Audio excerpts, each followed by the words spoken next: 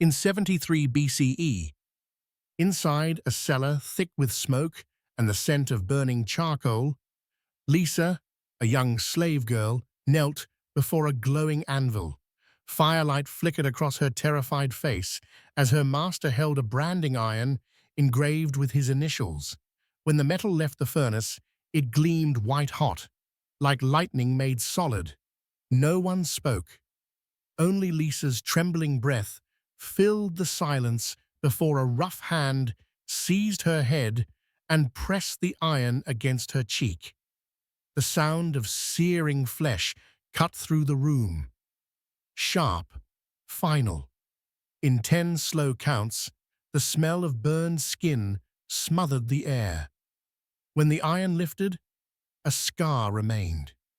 The signature of ownership, carved forever into her face. But the true wound went deeper.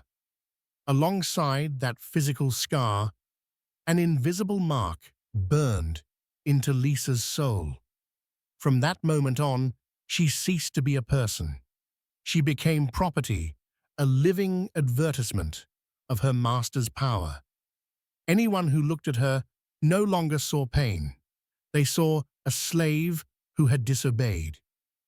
In Rome, justice wore the mask of civilization, yet beneath it pulsed cold, deliberate cruelty. Every marble wall, every golden hall of the empire was built upon screams like Lisa's, silenced, hidden, forgotten. That single brand on her cheek was not just punishment, it was prophecy. Because behind the polished face of Roman glory lies something far darker, a world where suffering was engineered and even beauty served the machinery of control. The burn on Lisa's cheek had barely begun to heal when the guards dragged her down a spiral staircase that reeked of damp stone and iron. They called it a correction chamber, but those who entered never came back. The further they descended, the colder the air became, until the torchlight itself seemed to shiver. On the walls, faint scratches marked where others had clawed for escape. It was said that every mark was a prayer unanswered, every silence a soul erased. The cell waiting for Lisa was no larger than a coffin. She couldn't stand, couldn't lie flat, only crouch between the walls that pressed close like a pair of clenched fists. There was no window, only a small hole near the ceiling for air, and for the voice of her master to pass through. When the iron door slammed shut, it wasn't a sound. It was a sentence. The first day, she screamed until her throat tore.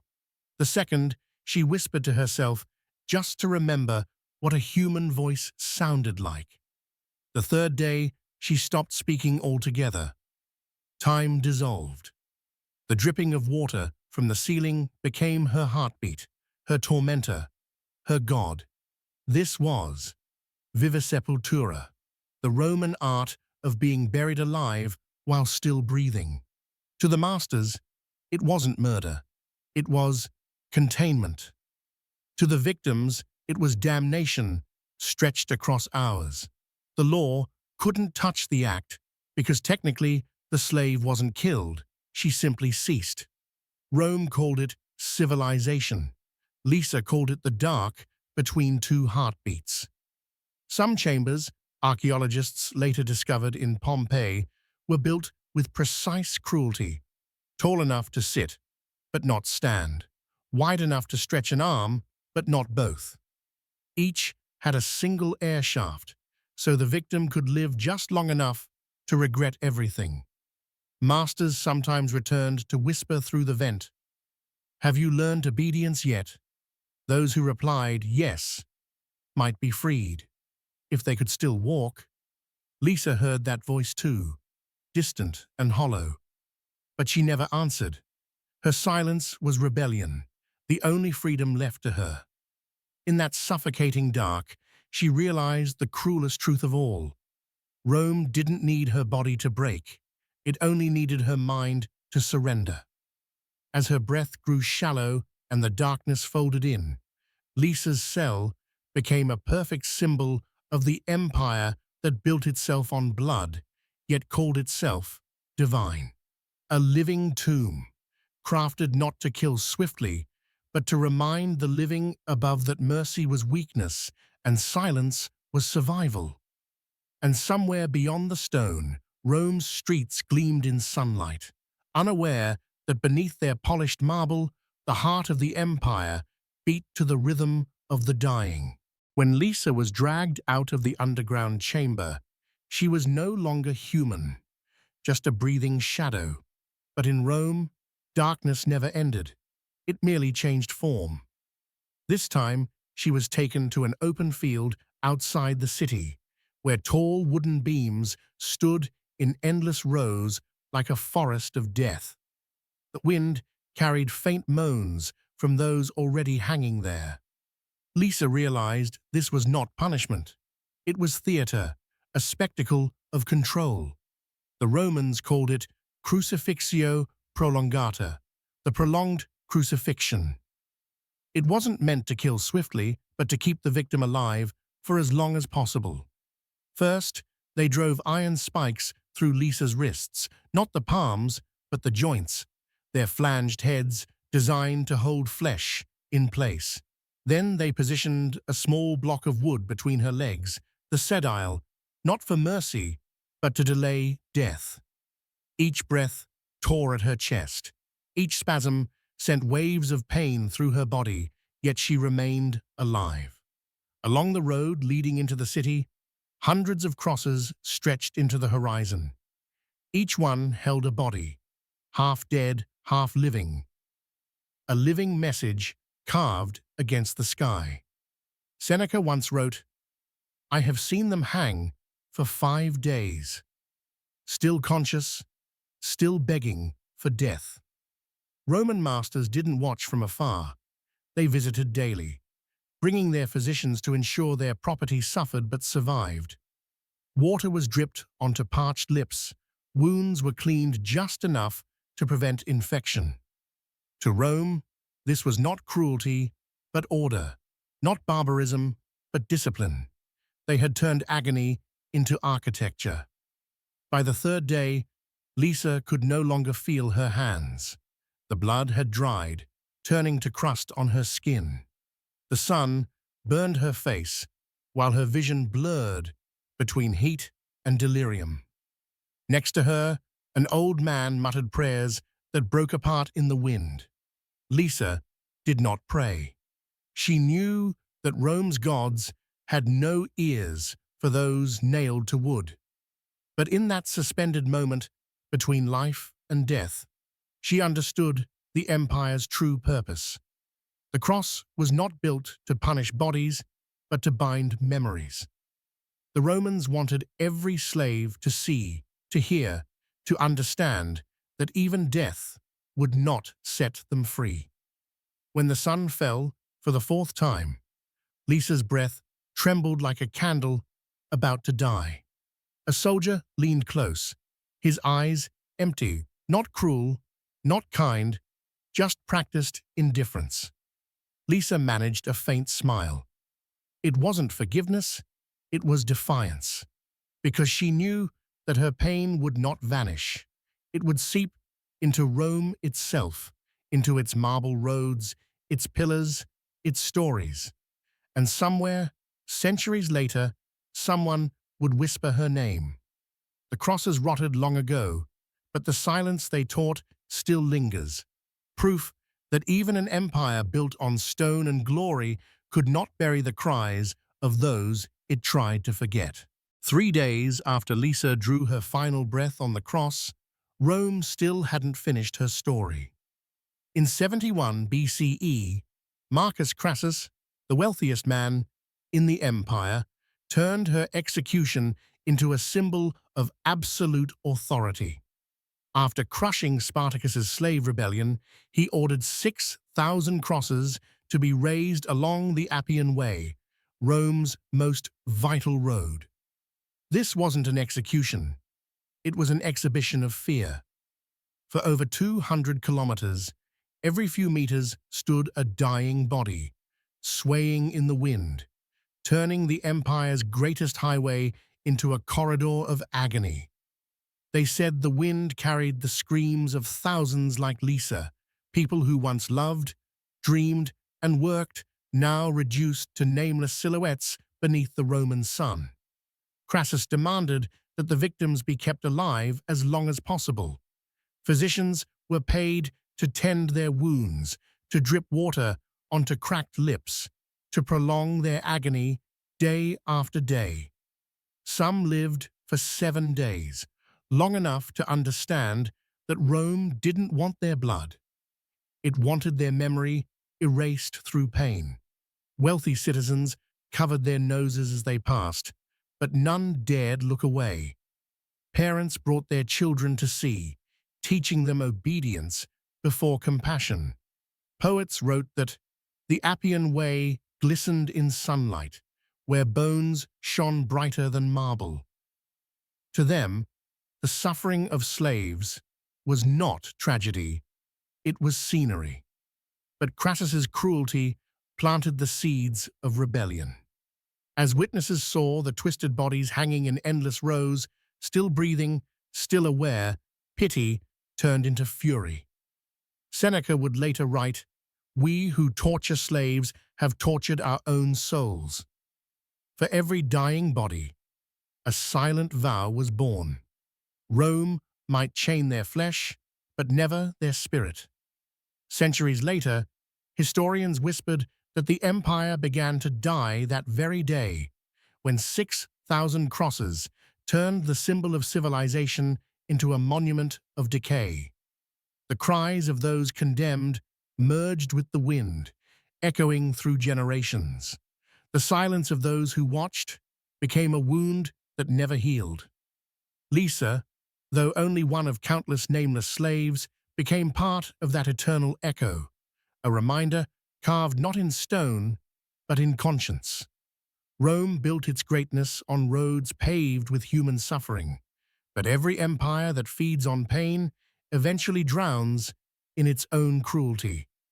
The crosses rotted, the bodies turned to dust, but the memory endured.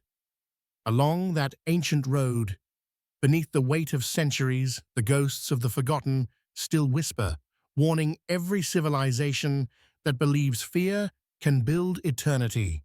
No empire stands forever when its foundation is made of screams. When the last crosses along the Appian Way had rotted away, the Roman Empire still celebrated its triumph. But beneath the marble temples and towering statues of gods, the cries of millions like Lisa never truly fell silent. Their suffering wasn't a byproduct. It was the foundation upon which Rome stood. They built temples from bone, carved laws from leather whips, and called it civitas, civilization. In the centuries that followed, Roman historians deliberately blurred these horrors. They praised the generals, glorified discipline and order, but hidden within dusty scrolls, trembling lines of ink, still whispered the truth. Seneca, the rare philosopher brave enough to speak it, once wrote, "Each cross is a mirror of the empire's soul."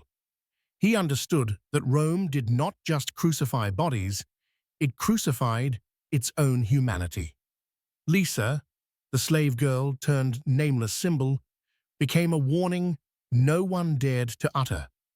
After her death, uprisings erupted across Sicily, Capua, and along the Po River. Each rebellion carried whispers of vengeance, the revenge of those buried alive, burned, or nailed to wood. People began to look at the cold faces of their marble gods and wonder, could these deities hear the cries rising from beneath the earth? Rome believed it had taught the world law, but in truth, it had only taught fear. Its glorious temples became veils for a collapsing morality. The olive-lined roads that once led to glory now echoed with the ghostly steps of those who would never return. That was the moment Rome began to decay, not when barbarians breached its walls, but when compassion burned away from within. For any empire built on cruelty will always fall in silence. Lisa and those like her no longer appear in official histories, but their memory endures. In every river, flowing through the city, in every stone of the Colosseum, where the cries of the enslaved still echo faintly through the tears of forgotten spectators. Their suffering became the unspoken heartbeat of Rome's ruin, a warning carved not in monuments, but in conscience. It reminds us that when a civilization turns pain into policy, when it calls oppression order and cruelty justice, it becomes the very barbarism it once claimed to conquer. Centuries after Lisa's death, Rome still glorified its legacy, its monumental architecture, its legal order, its claim to be the pinnacle of civilization. But beneath that shining facade lingered a shadow that never faded. No empire built on blood and chains can escape the stains carved into the memory of humankind. Slaves like Lisa were not only bound by iron, but by silence. They had no names in the chronicles, no graves, no prayers spoken in their honor. Yet their spirits remained, haunting the ruins, echoing through the stones and roads that were built upon their suffering. The Romans once believed that the souls of those who died in humiliation could never find peace. If that belief was true, then across the arenas, catacombs, and the Appian Way, countless souls are still watching us, waiting to be heard. Some philosophers of that age, though forced into silence, left behind fragments of remorse. A faded inscription on a wall in Pompeii reads, "We turned men into stone, and stone into gods." That sentence was not merely confession, it was prophecy.